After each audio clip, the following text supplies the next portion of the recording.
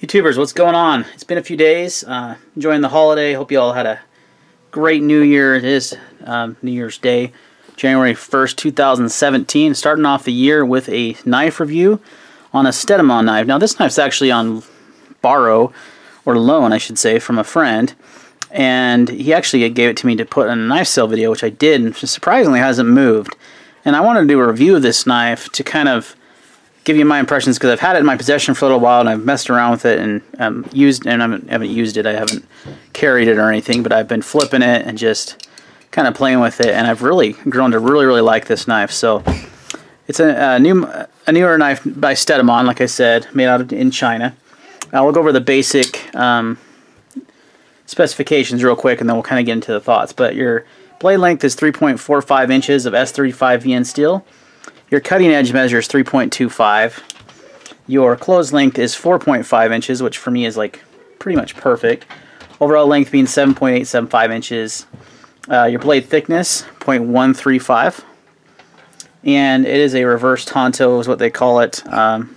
Geez, I thought I had my 940 on me. Don't. Very similar to the Benchmade 940 blade shape. You have a hollow grind on this, which is great. I love hollow grinds. And Stonewash with satin flats for a nice contrast there. You can see that. So a very handsome looking knife. Oh, and your handle thickness is 0.51 inches, so just a hair over a ½ inch, which is pretty good.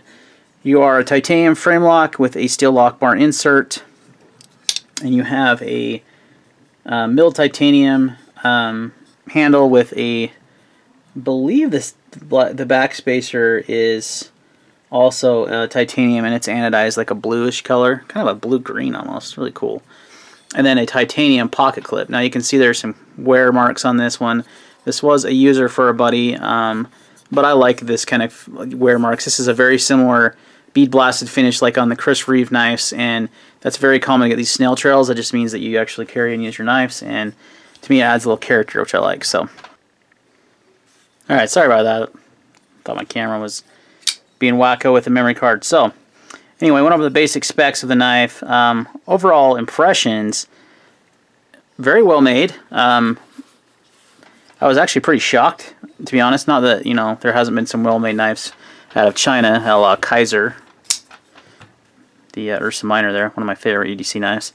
But, you know, Stedemon was not a brand. I had reviewed a Stedemon knife that I had on a pass around, which is actually a larger version of this knife. Of course, my heater kicks on right when I'm on a video, and it was a fairly good knife. But this is kind of more of a premium offering. Comes in around the 180 mark from KnifeCenter.com. Is what you can get. You can get it in a plain titanium handle like this, or there is a milled titanium with some different anodizing. I think a blue and maybe a bronze color. But I like the plain bead blasted. Looks great. But my first impressions, he was kind of telling me about it. He's like, hey, I picked this knife at Blade HQ, really liked it, so I was curious to check it out when he wanted me to put it up on a for sale video. And one thing I did want to notice real quick is that you see that there is milling there on the titanium frame lock. That does, that's just one of those little features that makes it a little bit lighter weight knife. You have a 4.4 ounce knife instead of, over 5 ounces like a lot of knives that don't do those little extra features. So a lot of the things done on this knife are typically done on higher cost production knives. Like there's some chamfering on the frame lock that makes it very comfortable to in the hand. You can see it here as well. Well, up here on the top part of the frame lock here, you have a huge oversized pivot which can be taken off with just a simple screwdriver. Same with this, like a mini screwdriver. These are not Torx. These are flathead, so you can take that off with whatever. Very smooth action. It's on bearings. Flips nicely. The detent is pretty much spot on, and it's very smooth. I mean, for the money, it's a fantastic knife. I feel like I'm carrying a ZT or a Spyderco or something when I have this in my pocket. Or, excuse me, when I have this in my pocket. If I were to carry this knife, that's just kind of what it feels like. You do have a nice choil up here that is very usable to choke up on the knife a little bit. So overall, I was pretty impressed. You do have also have some jimping here on the flipper. Overall, a very good looking knife and very comfortable in the hand. Super good ergonomics. and just an overall good performer. Nice hollow ground blade. Guys, it's a really good deal. I mean, for under 200 bucks, you're talking 180 bucks a knife center. So my buddy asked me to sell it for him, and I put it up for sale. I think we were selling it for 140-ish. And he wanted me to, you know, kind of repost it. This is not really a sell video, but, you know, if you are interested in buying this from him, it would be 120 bucks. He's dropped the price. So guys, you're getting 60 bucks off. You do see some carry marks on there. There's some wear, but that's just character. It's titanium. You know, you can have it anodized. Bam, brand new knife. So I would highly recommend it for that amount of money. I've actually been tempted to keep this a few times. And if I wouldn't have purchased some other knives recently, you know, I probably would. So let's go ahead and compare it to a size. Here's the the new Spyderco Advocate, Gil Bradley there. The Ursa Minor, like I brought out earlier, which is smaller.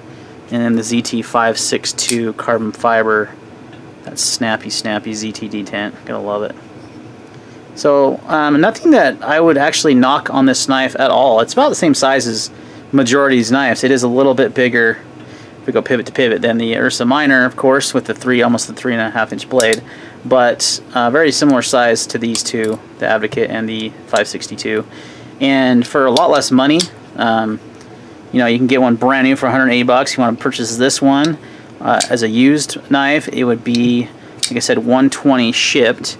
And it has the factory edge, which is still plenty sharp. Got some paper here. Oh yeah, we got some newspaper. Even better.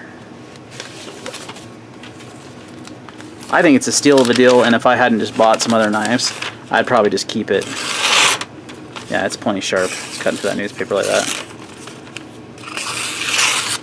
Yeah, plenty sharp, guys. So still got a great edge on it. Just has a little wear on the handles, which is normal from carrying the knife. So if you buy one, you're going to get that wear eventually anyway. Pocket clip is simple, effective. It's not real deep carry. You're going to have, you know, that much hanging out of your pocket, but it works well. It's got a good spring on it, so it's not too firm to put in and out of your pocket. So overall, a great EDC knife, guys. Definitely recommend it. Buying it new, buying it used, you know, whatever. Very, very good knife. I was pleasantly surprised. I think it's one of the better deals that can be had right now on a titanium frame lock flipper with S35 VN steel. It's a little bit bigger than like the ZT 0450, which is a little bit less expensive, but it's quite a bit smaller knife. I'm trying to think of anything else in that price range with that same kind of steel. There's probably a couple, but you know, there's a couple of Kaisers, I'm sure. Overall, I think the Stedemon is just as nicely made as a Kaiser. Quite a few Kaisers I've had, and it's super smooth, good flipper. So recommend it, guys. This is just kind of a quick, you know, review of this knife. Been pretty impressed with it. Kind of keep a lookout for Stedemon. They have some other designs out there that are pretty interesting, and I think they, you know, will make some good moves this year in the knife industry. So if you guys are interested in purchasing this knife, let me know. Send me an email. I'll put it in the description. If not, thanks for watching. Please leave a comment or thumbs up. And YouTube has changed how they kind of track things. They kind of changed their algorithm, excuse me, and it helps when you comment or like a video more. So I don't usually ask for those kind of things on videos, but you know, please, if you wouldn't mind, that helps support the channel. Thanks for watching, guys. We'll see you on the next video.